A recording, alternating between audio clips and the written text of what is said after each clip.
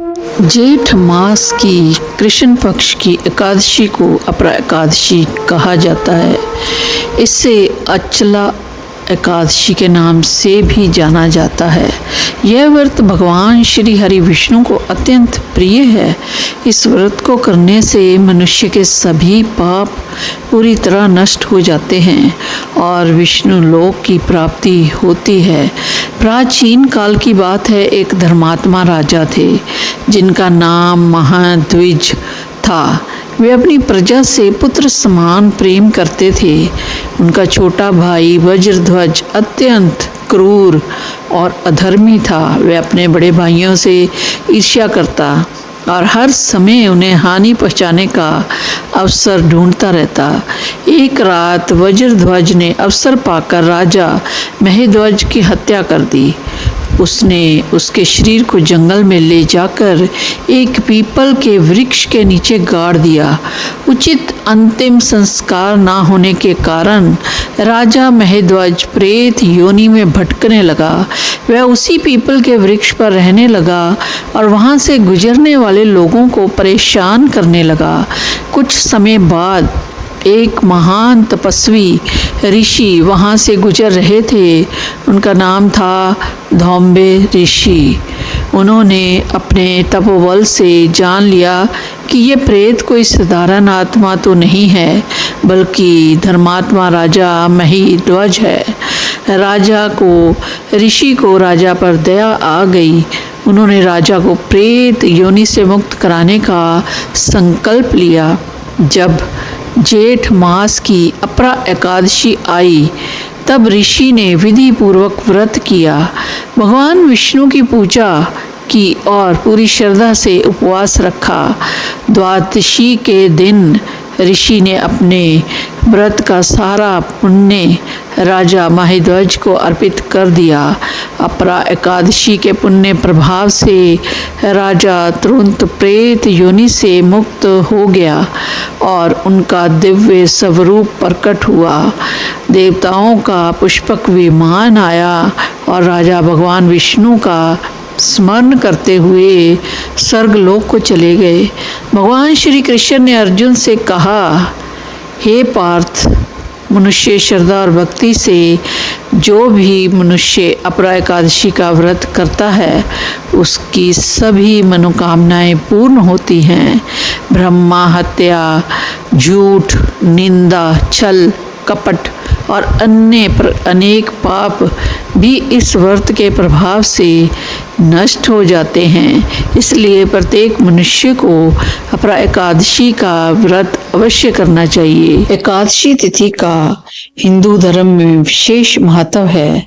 ज्येष्ठ कृष्ण एकादशी तिथि को अपरा एकादशी के नाम से जाना जाता है। एकादशी ज्येष्ठ मास में कृष्ण पक्ष में पड़ने वाली एकादशी तिथि को कहा जाता है। पद्म पुराण में इस एकादशी को अत्यंत पुण्यकारी माना गया है। इस बार अपरा एकादशी का व्रत 13 मई बुधवार के दिन किया जाएगा।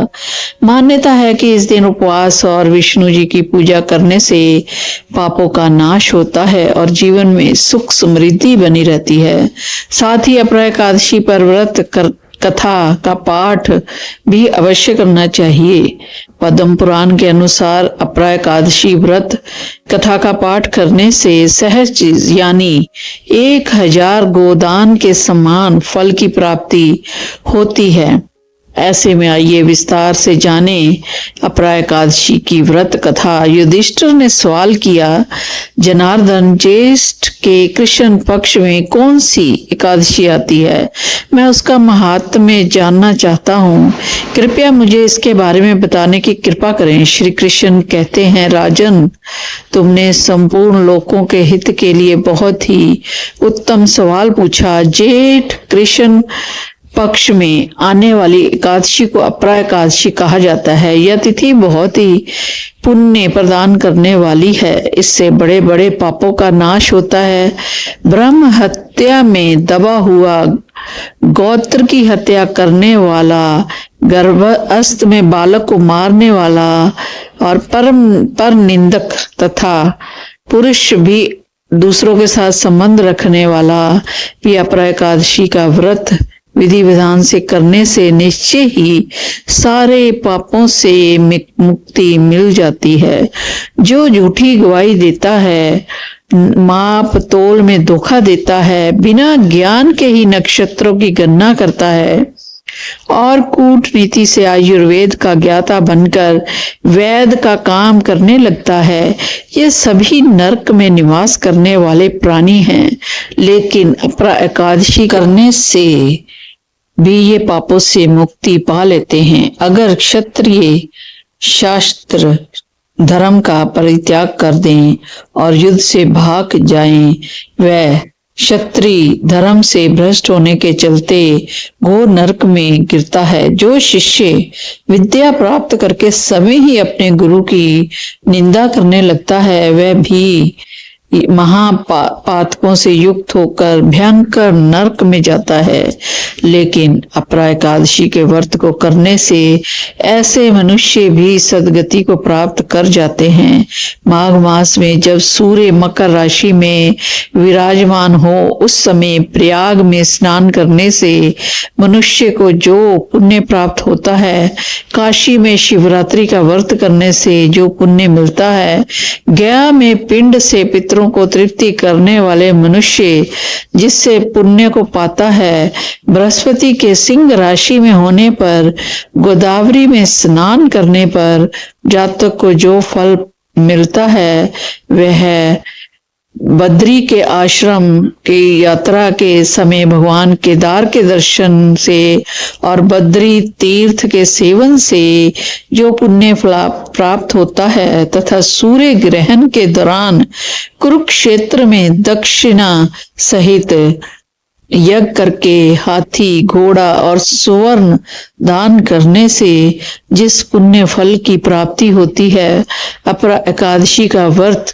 और पूजन से मनुष्य वैसे ही फल प्राप्त कर लेता है। अपरा एकादशी के दिन उपवास रखकर भगवान वामन की पूजा करने से मनुष्य को सभी प्रकार के पापों से मुक्ति मिल जाती है और यह मनुष्य विष्णु लोक में प्रतिष्ठित होता है। अपरा एकादशी की इस कथा को पढ़ने और सुनने से सहस्त्र गोदान का फल प्राप्त होता है। तो अपरा एकादशी को श्रद्धा पूर्वक जरूर करें और कमेंट में जरूर लिखें।